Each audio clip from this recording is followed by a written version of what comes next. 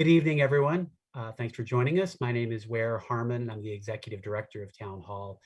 On behalf of Town Hall Seattle, its team, and all of our members, it's a pleasure to welcome you to tonight's live stream presentation with Leona Godin and Keith Rosson as part of our Arts and Culture series. As we get underway, I want to acknowledge that our institution stands on the unceded traditional territory of the Coast Salish people, in particular the Duwamish. We thank them for our continued use of the natural resources of their ancestral homeland.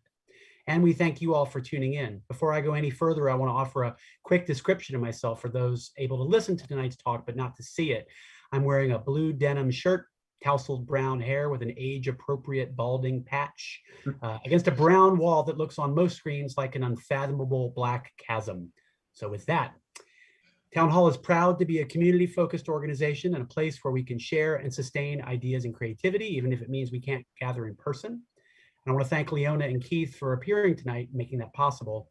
If you share Town Hall's vision for a robust community engaged through arts, science, and cultural programs, where everyone has a voice, please consider supporting us by making a donation or by becoming a member. Town Hall's adding new events and podcasts every day. Upcoming programs include Omar Encarnacion and Christiana Obey Sumner discussing the case for gay reparations. Our artist in residence, Timothy White Eagle, who will be displaying a work he has put together for his current artist residency. It'll be in our Great Hall on the summer solstice to honor that transition of season. And Blake Scott Ball will join us to talk about his new book, exposing the subtle politics of the beloved comic strip Peanuts. You can check out more of what's upcoming by visiting our online calendar at townhallseattle.org. Tonight's presentation will run around 60 minutes, including Q&A. Questions will be selected from those in the chat field at the bottom of the video player, so please submit yours at any time. You can also text questions to 206-504-2857 as noted in the chat. We cannot guarantee we'll be able to address every question, but we'll try to get to as many as possible. So to aid with that, keep your questions concise, please, and in the form of a question, as we like to say. Tonight's broadcast is closed captioning built in, so you'll see that throughout the program, along with our ASL interpreters on screen. The program will also be available for rewatching immediately following. Town Hall's work is made possible through your support and the support of our sponsors and our members. Our Arts and Culture series is supported by For Culture, Arts Fund, Seattle's Office of Arts and Culture, the Norcliffe Foundation, and the Wyncote Foundation Northwest. But finally, as I've said now 3 times tonight, Town Hall is at heart a member-supported organization, and I want to thank all of our members watching. Finally, you will want to dive deeper into tonight's discussion by purchasing a copy of the book. So please use the link in the chat to purchase through our partner bookseller, Elliott Bay Book Company, and not from, another online vendor of books, for instance. And with that, Leona Godin is a writer, performer, and educator who is blind. Her writing has appeared in the New York Times, Playboy, O, the Oprah Magazine, and Catapult, where she writes the column A Blind Writer's Notebook. She was a 2019 Logan Nonfiction Fellow and has written and produced 2 theatrical productions, The Star of Happiness and The Spectator and the Blind Man. She founded the online magazine Aromatica Poetica as a venue for exploring the arts and sciences of smell and taste. She's lectured on art, accessibility, disability, and technology at NYU's Tandon School of Engineering, Rice University, and the American Printing House for the Blind, among other venues. Keith Rosson is the author of the novels The Mercy of the Tide, published in 2017, 2018's Smoke City, and 2020's Road 7. He is also the author of a story collection called Folk Songs for Trauma Surgeons, published this past February. His short fiction has appeared in Cream City Review, Pank, December, Grassland Journal, and more. Rosson is also a legally blind illustrator and graphic designer, which he says offers its own unique challenges and rewards. Godin's new book, Their Plant Eyes, A Personal and Cultural History of Blindness, is the subject of this evening's discussion. Please join me in welcoming Keith Rosson and Leona Godin. Thank you so much. Hi, Keith. Hey, how are you? I'm good. How are you doing? Good. I thought I'm going to stop us before we start and say for our blind brothers and sisters, we're going to give a quick image description of our heads and backgrounds. So I've got long brown hair. I'm wearing purple sunglasses and a black top with a little cameo pin. And behind me is a nice purple wall. I painted it to match my sunglasses. Just kidding. And there's some flowers back there, and strategically placed is my book. And I am wearing a plaid shirt. I have black eyeglasses on, brown hair, alarmingly growing gray whiskers at this point. And to the left of me is a wall of pen and like markers. And behind me is a painting of a bear cub and a raven. Oh, So, how are you doing? I am doing okay. How are you Cool. doing? Good. We talked before we started here that this is a something like the 12th stop on your book tour or something like that. Yeah, And it's a virtual whirlwind. yeah, I'm really hoping that I can ask you some questions that you haven't been asked yet. I bet you can. So what I'd like to do is, since the book was essentially written as a cultural history of blindness, it kind of starts chronologically. And so I'd like to also ask my questions chronologically, and Cool. maybe there will be some kind of repeat of themes and all that stuff, but that's okay. I'll edit as I go, you know? Yeah. So I was Lay it on wondering, me. yeah, I was wondering if you could kind of start things out with talking about your, you could be as brief or as long as you'd like, about your own history regarding your vision. Oh, so I've been on what I've been calling sort of the sight blindness continuum for pretty much all of my life. So when I was 10 years old, I had almost completely normal vision, and then suddenly I couldn't see the writing on the blackboard from the back of the class. So it was very subtle. It just seemed like I might need glasses. My dad had been wearing glasses like all of his life, so it didn't seem like a big surprise. Go to the ophthalmologist, and they couldn't get it down, or first the optometrist, they couldn't get it down to normal. So series of eye doctors, and finally I was diagnosed with the progressive eye disease. And since then, over the decades, it was very slow. So sort of a constant erosion of vision that was not noticeable like day by day or month by month, but maybe year by year, it was a little bit noticeable, or every couple of years or so. I would notice that I wouldn't be able to do something that I was able to do before. And so the first thing to go for me was, because I lost my central vision first, the first thing to go for me was actually print. So the standard size print was kind of the first to go, and details, as well as some night blindness. But other than that, from like the time I was 10 until the time I was 30 or so, or even beyond that, I basically walked around, you know, without a cane, without a dog, anything like that. So I definitely considered myself to be visually impaired, but I couldn't read normal print. So I used a lot of technology for things like that. So it would only be in the last, I don't know, maybe 5 to 10 years that I would consider myself to be totally blind, insofar as I have no more useful vision. So just a little bit of light perception, but not very much anymore. So that's kind of the last thing. Right. So Okay. yeah, so that's good. And we kind of talked about that because our vision is kind of like the opposite as far as when you initially started losing yours. Yeah. Because I have virtually no peripheral vision, and I just have central vision.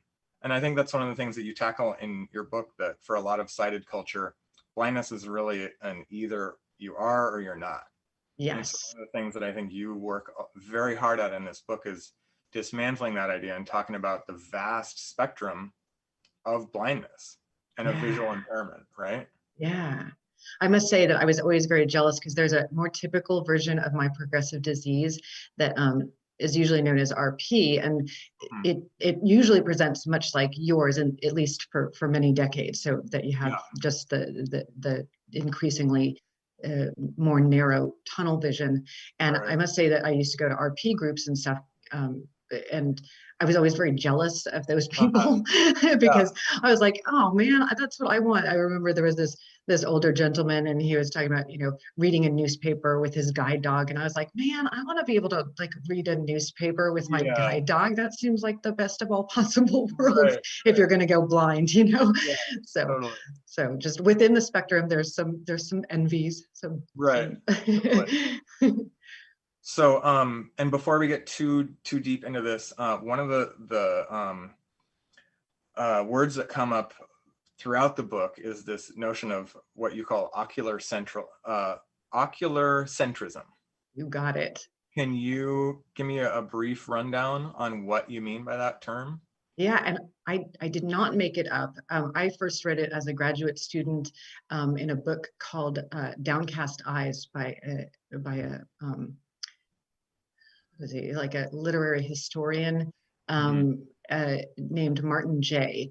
And it's funny because I hadn't thought about that word for many years. You know, I kind of put grad school behind me, and then I even just last year, I guess it was, I zoomed down for a lecture down at Rice University, and I was a guest lecturer in this class in the medical humanities.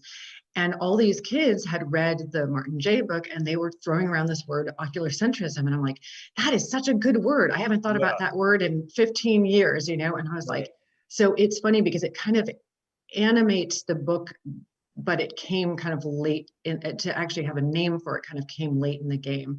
I'll say this. First, I think it's important to say that oculocentrism is not about being a visual person. So when I say things like, you know, I'm trying to fight the evil empire of oculocentrism, I don't mean I'm, you know, looking to like poke out everybody's eyeballs or anything like that. You know, it's not sort of an anti-visual sensibility. It's really fighting against the tendency of many sighted people to feel like not only is sight an important sense for them as individuals, but it's the most important sense. And furthermore, if you don't have sight, you are then like experiencing a lesser part of the world, or even a lesser kind of a human being to not be able to see. So the idea is that oculocentrism kind of puts sight at such an important part of the human experience that it doesn't allow for other kinds of perceptual stances or perceptual abilities. Yeah, and that is a brilliant definition. And I think that there are like a ton of things in the question I have that tackle that notion, just through different historians and different quotes and this is and that. So I'm very excited to like get to those, you know. Cool. So before we get too far deep, can you please give us a rundown on what in the world this title is? What do you Their plant eyes. Yes, let me take a drink of water for that. So okay. So Their Plant Eyes comes from Paradise Lost, written by the blind poet extraordinaire John Milton. It was written after his blindness, when that came upon him in his 40s, and quite famously he wrote this, you know, just this little poem of whatever 10,000 lines, epic poem, in the dead of night, and would then you know, kind of store the lines in his head, like 20-40 lines in his head, and dictate them to an amanuensis. So that's kind of why Milton occupies his own chapter. He's like one of the few people that gets his own chapter. So the title comes from a moment in Paradise Lost in book 3, where the narrator kind of brings us from the workings of hell into the goings on in heaven. And he's kind of talking about how even if he's moving from darkness to light, he is not able to actually see the physical light. So I don't know if I can pull this off right now because I'm a little nervous, but let's see, we'll try it. So it's just a few lines, so it's not going to be too painful. All right, so it goes like this. So much the rather, thou celestial light, shine inward, and the mind through all her powers irradiate. Their plant eyes, all mist from thence purge and disperse, that I may see and tell of things invisible to mortal sight. So there you go. Wow. All right. I am giving a ovation right now. That was awesome. You know, it's funny because I have the poem on the back of my computer. I have some Braille tape, and so there's the poem, like the line. So I was like, okay, let me just make sure I get the first couple of words. Yeah. Right. Right. Okay, so that was awesome. Let's start going through some of the people that you kind of talk about and where they kind of fit in this historical and cultural pantheon of blindness. We got a gentleman named Stephen Cuicisto. Cuicisto, yes. Can you tell us about him? So Stephen Cuicisto is and it's actually Kuusisto. So I always want to stick an extra U in there. So forgive me if I do, but I heard him pronounce it myself, and it's Cuicisto. So he is a blind poet as well, and memoirist, and he is very much alive and well. And actually, I just did an event with him not too long ago. It's nice that you moved from Milton to Cuicisto, because he also was very much inspired by Milton. There's like a really great moment, I think it's in Eavesdropping, that he talks about listening to Paradise Lost on these records, on these long playing records that came from the library for the blind, and it's actually a really wonderful little anecdote that's in the Milton chapter. So kind of giving you a sense of, even if the chapter is about Milton, there's going to be some anecdotes from me, some anecdotes from some memoirists. And so Cuicisto, who is kind of my friend in admiration of Milton, he has this really wonderful anecdote where he's in high school, and kind of his progressive high school teacher has everybody bring in a record, and so everybody's like bringing in these rock and roll records, like having really wonderful debates about like who has the better guitar solos, Clapton or Hendrix and that sort of thing. And then Steve gets up there with his long playing record of Paradise Lost and plays a little of like Satan falling, into hell, and lets the record kind of play out. And there's this wonderful moment where he's like, and nobody said anything. Like, I was alone with the spirit of Milton. So it was a really great moment. So he's kind of another, is he blind? He is blind. Yeah. So like another blind kind of academic who really focuses on Milton. Yeah, I don't know if I would say that. I mean, he's definitely a memoirist. His first book is called Planet of the Blind. Eavesdropping is I think his second memoir, and that's more about the experience of living in the world, by ear, and it's really gorgeous. I mean, that's where sort of poetry meets memoir in that book. I think I would call him sort of one of my blind guides through this book, because it was really important that these archetypes are still with us and very much alive, and influencing how blindness is perceived by both the sighted and the blind. And so I think the reason why I use so many blind memoirs to kind of inform the larger historical sweep is really because I wanted that grounding. I want it to be grounded not just in history, but also in the experience of blind people right now, when we walk out onto the street today, that these archetypes are kind of still with us, for better or for worse. Yeah. Okay. And so let's jump forward a bit to a guy who I believe his name is Denis Dittero. Is that right? Yeah, Dittero. And his 1749 letter. This is just a line that I thought was brilliant. Yeah. And it very much nails, I think, this kind of the scope of what you're trying to do here. And it's this kind of treatise or whatever, letter on the blind for the use of those who see. And this line is, people try to give those born blind the gift of sight, but rightly considered, science would be equally advanced by questioning a sensible blind man. Yeah. I think that's brilliant. right? Yeah. Like that really tackles the scope of so much of what you're getting at here. Yes. Of these, like, you really nailed the trope of like a blind person is simultaneously viewed as inherently flawed and also like capable of like near majestic insight, right? Yeah. You know what I mean? Yeah.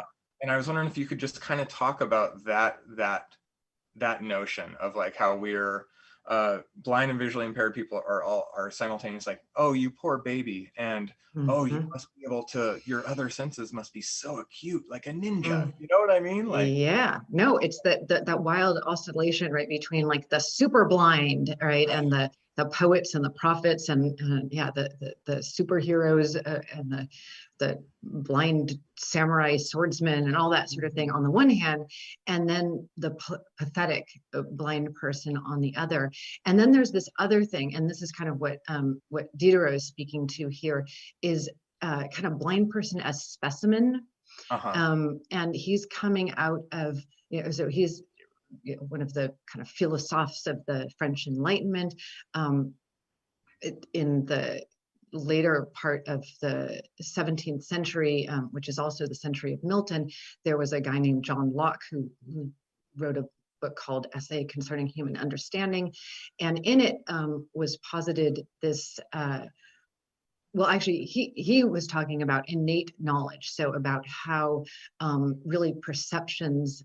He was talking about empiricism, so how perceptions inform our thoughts, and that we're not born with any kind of innate knowledge. That it's actually the senses that furnish us with our information. And so, a friend of his, a fellow philosopher in Scotland, this guy named Molyneux, wrote him with this question that was. If a man was born blind and suddenly made to see, before he was blind, if he could recognize a cube from a sphere by touch, would he be able to recognize them by sight alone if he was suddenly, restored to sight? And so this became like one of these animating questions coming out of the 17th century and into the 18th century. And in fact, in the beginning of the 18th century, they figured out very early on how to remove cataracts. So you actually suddenly had real blind people having their cataracts removed, and you got to test out this philosophical question.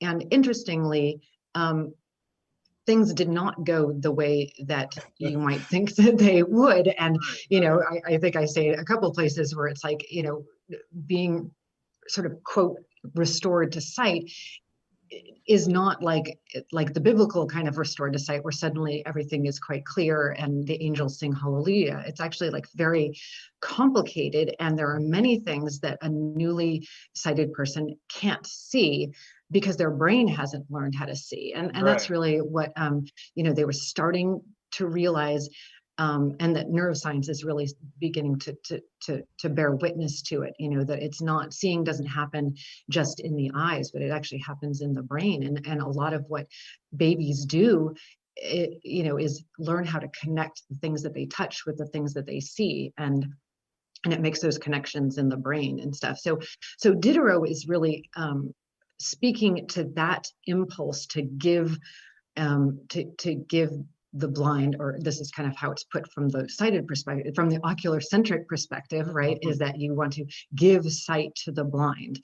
And he's like, maybe we shouldn't, in that quote, what you read, maybe we shouldn't worry so much about giving sight to the blind, because it doesn't really always work out the way you think. I should say that one of the really funny examples is like this kid, one of the very first people to have a cataract removed and suddenly go from being blind to sighted, couldn't really recognize anything at all, let alone a cube from a sphere. And so there's this funny moment where he sort of keeps like picking up his cat and sort of being like, oh, now I'll know you again, puss, or whatever. Like he just couldn't recognize his cat from his dog and stuff. So it was like this kind of silly moment. So Diderot is speaking to that of like, okay, this is not working the way our philosophers, and he's a philosopher, of course, himself, but he's like, this isn't working the way we would intuitively think it would work. So maybe we should stop trying to restore sight and just have a nice conversation with a very intelligent blind person. So he's such an important figure because he's kind of one of the first people to say that. And it very likely spurred a certain kind of person to then think, oh, well, then what we need to do is educate the blind. And so it really led directly to, or I shouldn't say directly, but it very clearly influenced the person who would open up the very first school for the blind in Paris, just with about 30 years after Diderot said that sentence that you or wrote that sentence that you read. So kind of trying to make the connection between blind history and history generally is a lot of what I'm trying to do as well. That these two things are intimately connected. Your timing is perfect because I was about to ask you a question about a guy named Valentine Huet? Yeah, and I'm going to spell this out because nobody really seems to know how to spell his name. So it's Valentine or Valentine. Maybe it's H-A-U umlaut Y. So I call him Howie for simplicity, and he's been gone a long time, so he'll forgive me.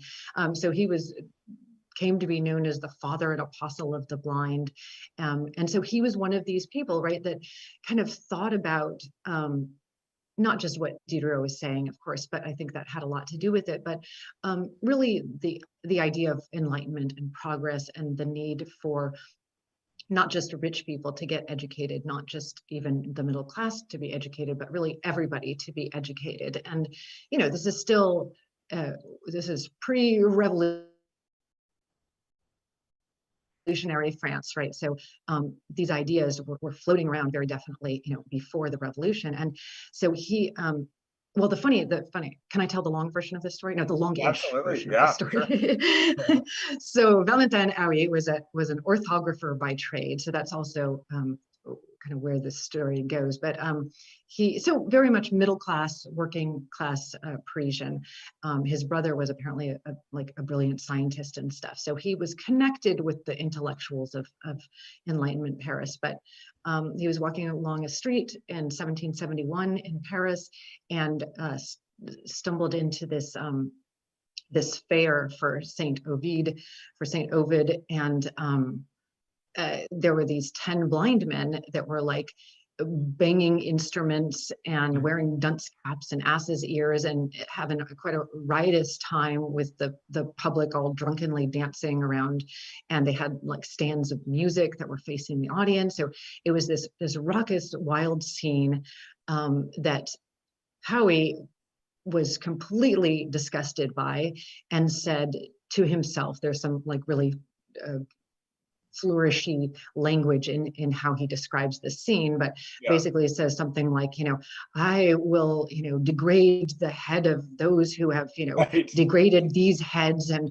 I will teach the blind to read, and I will make them form characters, and on and on. And so this was the moment at which the idea of educating the blind, not just individuals, because there were rich blind individuals who would come along that were able to get individual attention, but his was the first idea to, and in fact, he was inspired by one of those people. He met a woman named Maria Theresia von Paradis, who was kind of a musical prodigy from Vienna. And so she was doing her,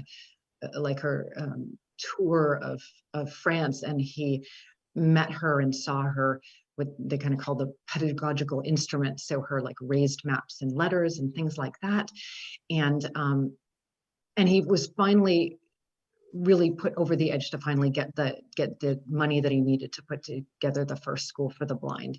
And I should say that he began teaching his students with raised block letters and things like that. Eventually, he stumbled, with the help of his first student, upon embossed letters, but it wouldn't be for another 40 years or so that Louis Braille would actually go to that school and then invent Braille. So that's kind of a different story. So education kind of started with embossed letters. So basically embossed versions of Latin type.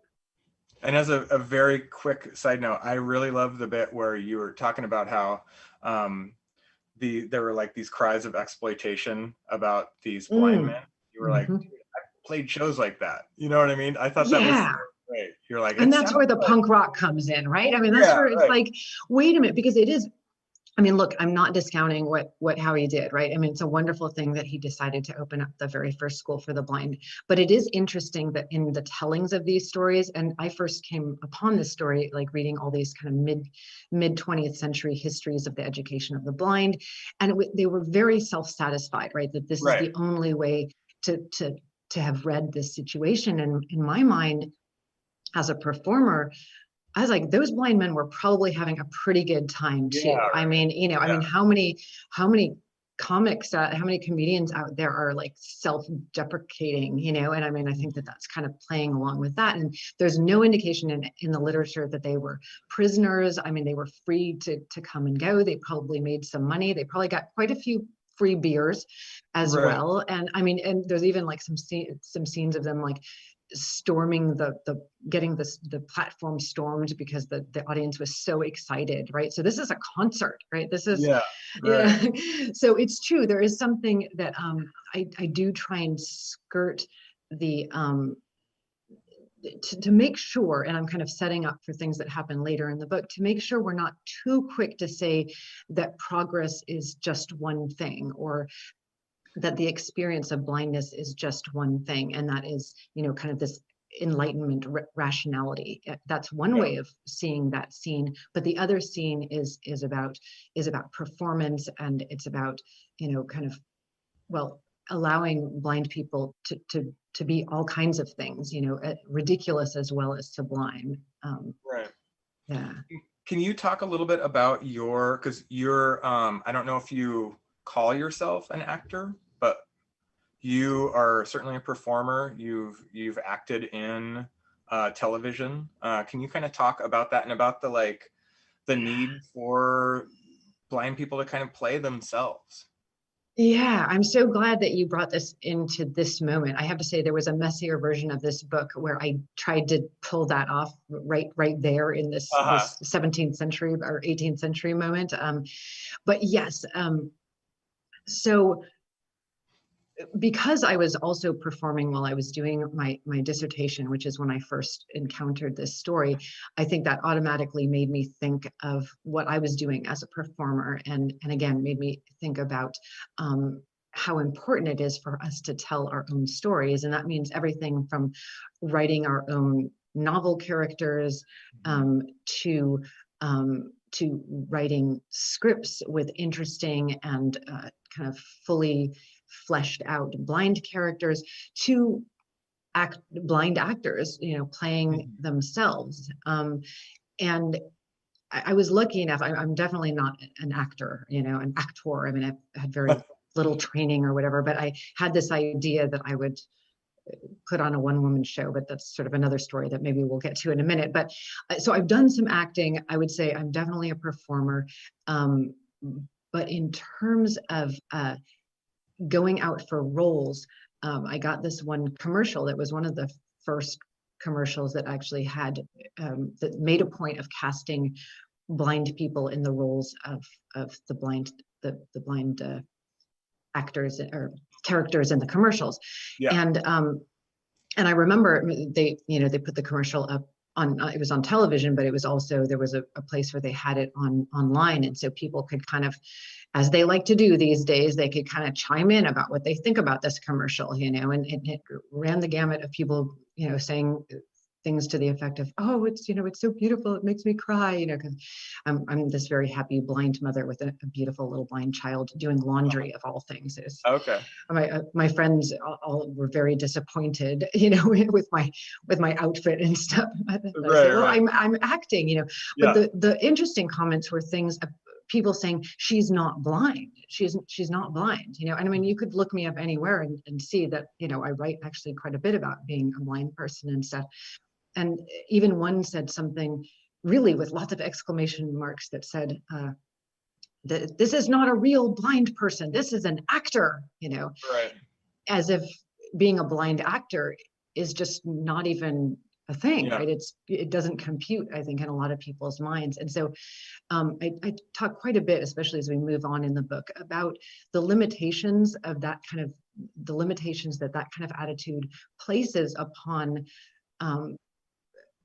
we who might want to be actors, we who might want to be performers, in a way that maybe doesn't fit the maybe the angelic view of how people understand blindness to be. And then of course it also just robs us of the ability to be an actor, right? I mean, Right. if we're not being cast, then we basically are denied that that discipline, that that career path. Yeah. If it's always going to be sort of sighted people putting on, as I like to say, blind face, you know, Right. and kind of doing the blank stare, which is hopefully going to be dismissed soon. Right. And I think that you kind of touched on this. We have about 10 minutes left, so I'm like kind of trying to plow through this. You bet. Again, go. touched on like 5% of my questions. I love people who are over prepared. It's so funny. Yeah. So I think you tackle this in the book, and you briefly mention it, where for a lot of sighted culture, blindness is very monolithic, right? Mm-hmm. And so that idea of like, you're not really blind Mm-hmm. is like, it's, I don't know. I get that sometimes as a like, oh, I would have never known if you hadn't plugged into that telephone pole. You know what I mean? Like, yeah. and it's so maddening because like, it's like, yeah. it's just part of me, dude. This is it every day, 24/7, you know? And you do use a white cane now, right? You know, or I sometimes don't use it very often. And if I'm going to a really busy place, or if I'm going to a place I haven't been before, I absolutely do. Right. And it's very much, I pass Yeah. often. And so mostly what it is for me to not get aggravated people up in me, thinking I'm like a fully sighted person. You know what I mean? Yeah. Yeah. There's a reason I ran into you, because I can't see very well. You know what I mean? Yeah. And is it kind of amazing how the world shifts around you as soon as you pull out the white cane? Yeah, you're one of the gentlemen that you spoke that you mentioned in your book. Yeah, he's just like the effing Red Sea parts, I believe. Yeah. No, you got me worried. I'm like, wait, we can't swear? I don't know. Yeah, it's your show. So. Can you briefly talk about you have this idea of where you're blindish in regards to your mobility, and can you talk a bit about Moses? Yeah. So we're skipping right ahead to one of my favorite chapters that I think really the ideas in it are, completely animate the book, and it's the Scylla and Charybdis of stigma and superpowers. So really what you were referring to a long time ago that I think I kind of glossed over, but this idea that there's kind of no middle ground for blind people in our cultural representations. It's either sort of pitiful beggars on the one hand, or kind of specimen, or on the other hand, that kind of, the poet prophet / superpowered person. And so this vast middle ground is kind of denied us. And one of the problems about that is that it makes it kind of hard to just be like a normal blind person. I think in some people's minds, even just saying normal blind person almost might feel like an oxymoron or something, And I think that it's somehow, and don't ask me exactly how, but it's connected up with this incredible sort of the downside, so the pitiful, helpless side of being blind, is all focused in on the stigmatic white cane. I mean, I think to a large extent, that object, that very useful object, that both, warns us of, curbs and stairs and things like that, but also warns the public, as you say, that you're not, trying to make a mosh pit out of the sidewalk, right? That you just can't, you can't see most of the degrees of the peripheral vision, that you might be shouldering people. So it's really useful in both respects, but somehow it was very quickly turned into this stigmatic object that I think for a lot of us is very hard to pick up. especially those of us who kind of go into blindness with all of the misconceptions of the sighted world, of the ocular-centric world. And especially if we have some vision, it almost makes it harder because we can immediately see the difference, I think, in the way that the world treats us. I mean, if it's not enough, that people will kind of stop and ask impertinent questions or grab our arms or what have you, but there's also just this feeling that suddenly you're an alien, that you're from this other realm. And so it makes it so hard for us to make the adjustment because we're not doing what we need to do to be safe. And so that a lot of that chapter is about kind of looking to other memoirs that were kind of going through similar things to me. And so I think you're referring to Jim Knipfel, another friend. I managed to squeeze a lot of friends into this book, I must say, but he has written many, many books and many articles, but the one that I'm referring to in my book is his memoir called Slackjaw. And he talks quite a bit about trying to reconcile his kind of punk rock aesthetic with this thing, this stigmatic white cane, and so he says somewhere, that I think it's even his friend says, well, it must be really great, right, to walk through New York City, and you must kind of get people out of your way and stuff, and Jim has to kind of agree and say, yeah, everybody parts in front of me like the fucking Red Sea, right? So from that, my partner and I are still in disagreement about who exactly came up with actually calling the cane Moses, but we did, and because it's my interview, I get to say I did more. No, and he's back there groaning. I agree, absolutely. And so, but it's funny to call my cane Moses because people seem to really like it as soon as I give it a name, and especially because it's a name that's kind of shows that it's a thing of power, right? It's a thing of power, not helplessness. But I think somehow people somehow really respond to that, right? That they realize that by giving it a name, that it's an important object. It's not a stigmatic object, So it's kind of my little battle against that stigma. But that's to say, I'm not the greatest cane user in the world. I'm not proud of it, but I'm not that great, and needs practice just like anything else. And so there's another blind guy that I quote quite a bit in my book. He lived through most of the 20th century. His name is Jacob Twersky, and he wrote several books, one of which is a memoir. And he talks about being in a school for the blind, like in the 20s or 30s or so.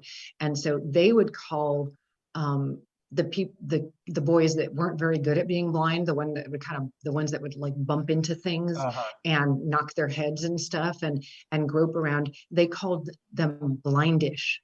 And so kind of my thing is sort of like, actually I'll give credit to my partner for this one. Alabaster said, when I told him that, he said, oh, well, that means that, being blind is a skill set.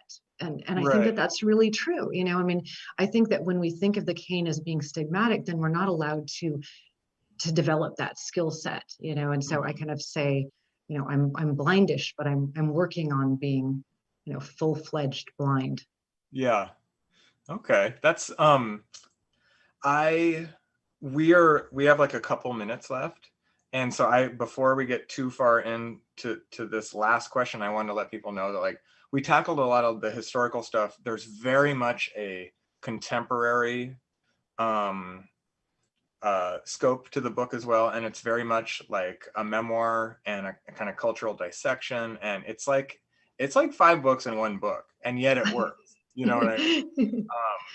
But not the length of War and Peace or anything. It's a respectable length. It's not unwieldy.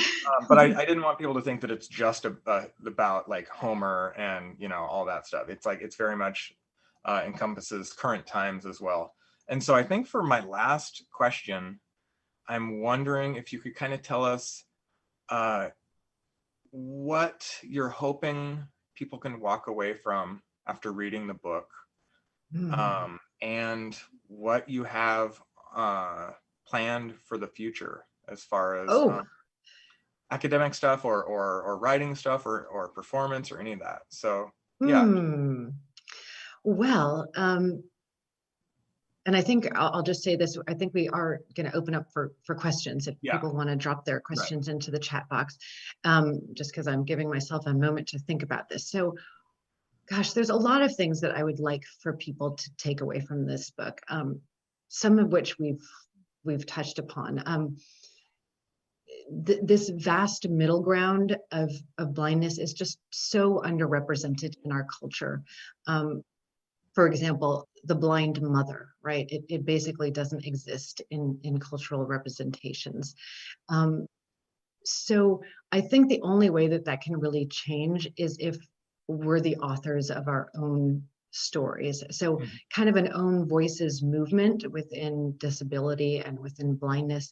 And that's not to say that a sighted person is never supposed to write a blind character. I mean, we're all going to make mistakes, you know, when we're describing the other in our stories, in our literature, in our movies.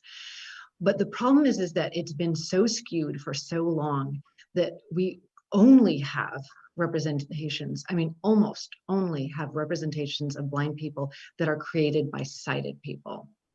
And so I think that sighted people just need to kind of step off for a little bit, you know, and allow for some recalibration in order to allow for these other stories, because I know plenty of blind writers and they have had trouble getting their stories out, literally with blind characters, of editors saying, oh, this is not something that I've seen in the media. I don't believe this. This doesn't feel real to me, you know? So obviously that's problematic. It's tied to the fact that it's been so hard for blind people to be in the workforce at all, let alone be artists in the workforce, you know?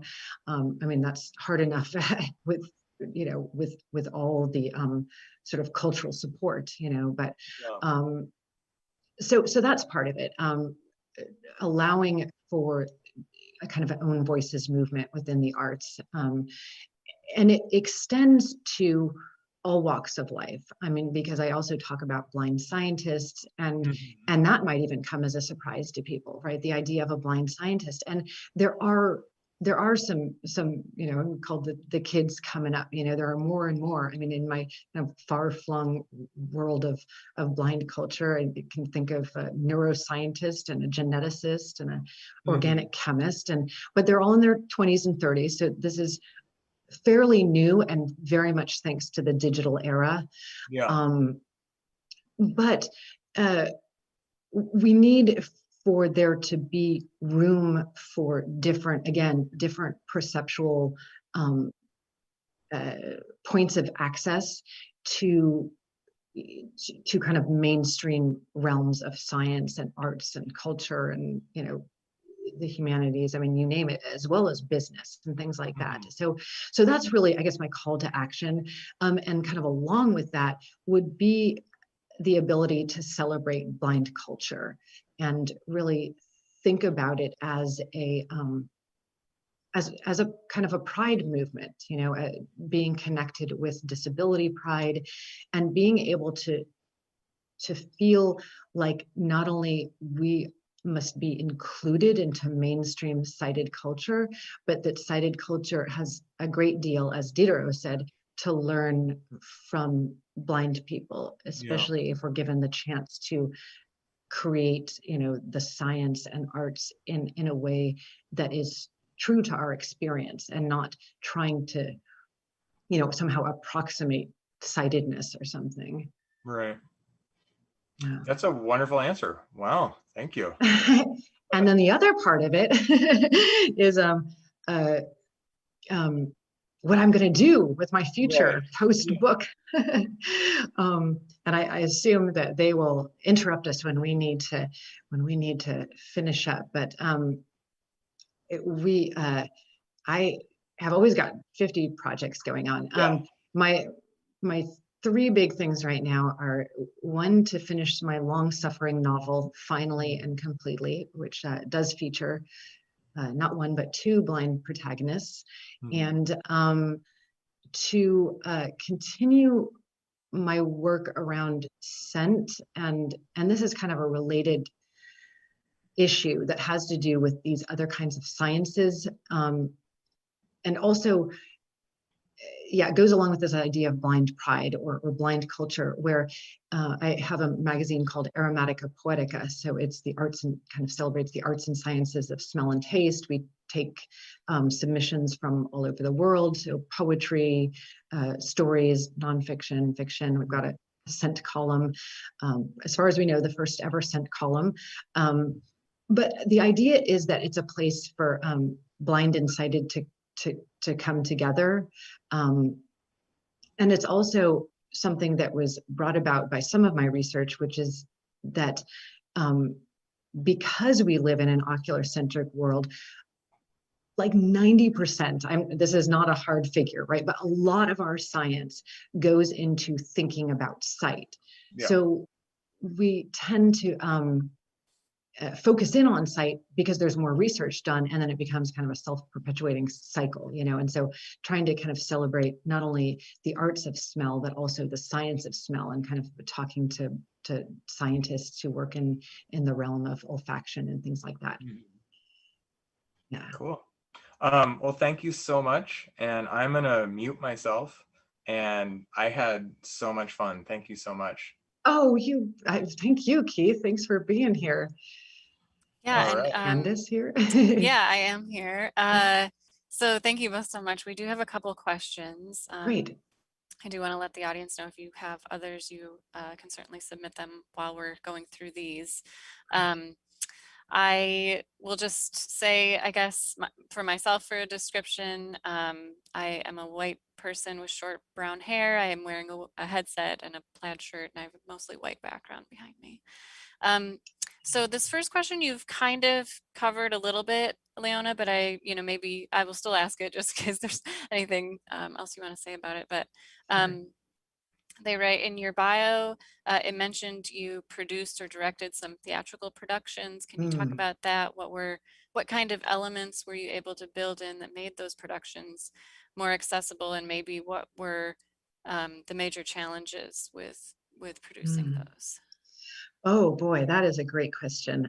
As I told Keith, I do sometimes go for the long answer, but I will say that my first theatrical production was called The Star of Happiness, Helen Keller on vaudeville. And this came about because I was in the middle of my dissertation and I stumbled across this book called The Radical Lives of Helen Keller. And in it, I came across a sentence that mentioned that she performed for 4 years in vaudeville, so from 1920 to 24. And because I was knee deep in my dissertation, the idea of trying to write a book about that did not sound appealing whatsoever. And I was kind of moonlighting in kind of the performance art scene of the Lower East Side in New York City. So the first thing that came to mind was, well, why not try and do a solo performance, a solo production that centers around Helen Keller in vaudeville and what it means. And I'll step back a little bit, because what fascinated me about it was that in this book that was basically about her leftist politics, the author was just a little bit dismissive of vaudeville. I mean, obviously that was not the focus of the book, but it was interesting to me because I felt like, again, there are things that I think people want out of their blind people, or that feel right and correct. And vaudeville is not one of them. It feels a little lowbrow. And even her, when she did it, her friends, she talks about this in her book Midstream, her friends kind of said, were quite distressed that she was doing this thing. Other people said that she was being exploited. And it was really important for me to think about those concepts, because she was 40 years old and a very intelligent woman, extremely, politically savvy, and very much aware of the politics and the world around her. And to say that she was exploited is demeaning, right? Because it suggests that she is not able to make her own decisions. And she went into vaudeville for extremely practical reasons. She needed to make some money, and they were doing, her and Anne Sullivan had been doing the lecture circuit, and it was really grueling and it didn't pay very well. And vaudeville was actually a better gig, quite frankly. On top of it, she was able to work in her lefty politics in the question and answer period. So I got to really play with that. I took questions from her, from a book called, well, a biography of hers, so by Dorothy Herman, and there's a list of questions that her and Annie had drawn up in kind of preparation for the vaudeville stint. So some of them are on record of like, here, I'll just give you one. It's pretty funny. It's what do you think of capitalism? And she says, I think it has outgrown its usefulness. So that sort of thing, but but the questions would apparently range from, very serious, political questions of, what do you think of Harvard's discrimination against the Jews, to, do you dream at night, to, like, what is, one more little zinger, what is Miss Keller's age? And, there is no age on the vaudeville stage, so all these like just really funny stuff. So I worked that all into the stage production. I have to say that I was not as good about accessibility as I really wish I could have been. We did have some, of course, the whole thing was spoken, but we did have some quite beautiful projections. We kind of had ideas of like creating an app to be able to go with the stage productions so that you would have, access to what was going on visually. Or printed out in Braille, but these things are so expensive. So it was a little rough, but I will say that the images were kind of they were background, they were very nice for people who were visual, but I hope that people didn't miss too much by not having access to them. I will say though, if I did it again, I would do it very differently and have more access to the visual elements, or maybe no visual elements at all. I'm not really sure, but in terms of creating it, it was interesting to be on stage. I'll say that it could be quite disorienting, and this is why I say, like, I'm not really an actor. I think I'd prefer to kind of stand and speak and give something maybe a little bit more lecturish. But in the production, I actually even did a little dance at one point. But it was fun and interesting. My other production, I was not the solo performer. I did do some directing of actually sighted performers.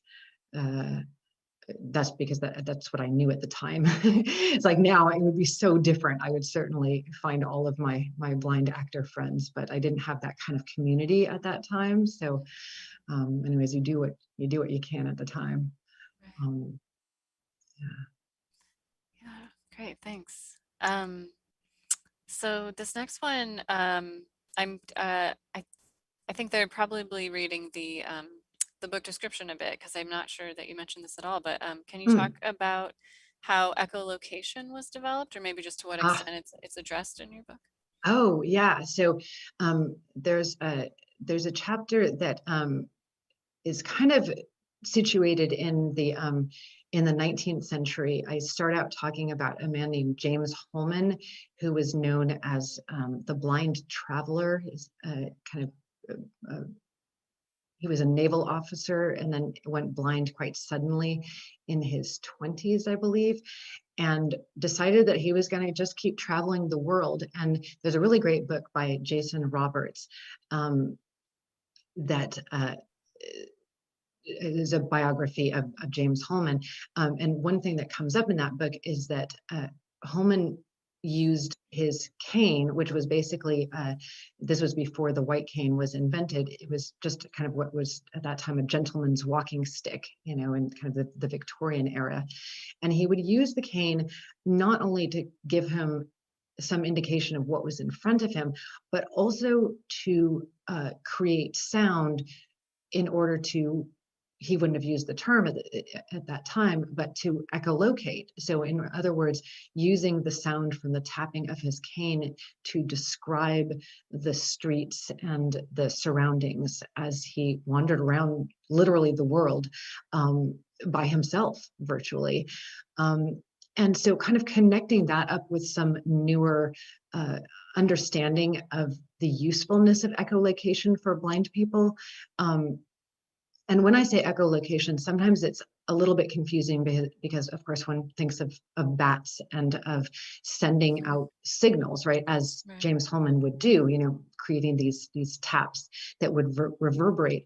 But echolocation can also be a passive thing. Maybe we need a better word for it, but it's like reflected sound. And so there's a great book by a perceptual psychologist named Lawrence Rosenblum. And so he talks about how all humans actually have the ability to determine quite a bit of their surroundings and what's in front of them based on very small sounds. So even just reflected fans off of walls.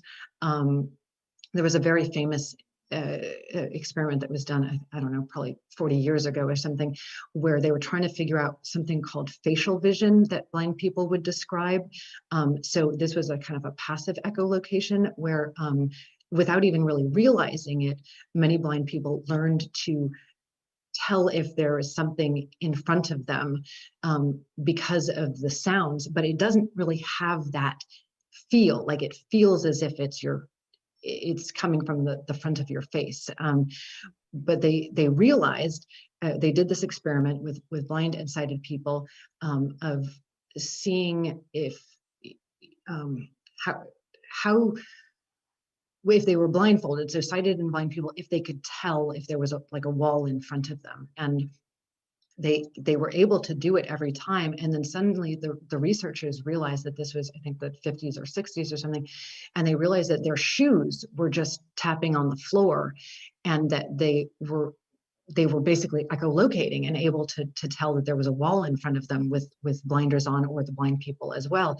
And so that was kind of the beginning of realizing that what people called facial vision, because that was kind of the feel of it, was actually coming in through the ears. And it was actually a form of kind of passive echolocation. And so trying to, on the one hand, talk about the science of that and how interesting it is and how sad it is that for many years, little blind kids were dissuaded from using clicks and other things like that to even get a better idea of their surroundings, because it seemed like it would alienate them from the rest of the population. So there's kind of a political element to it as well.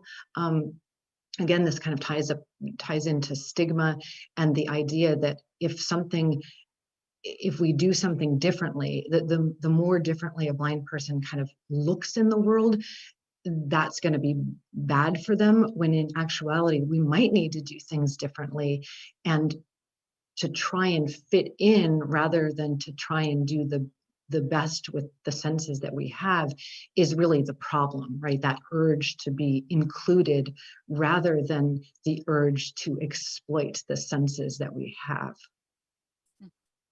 Yeah, that's really fascinating.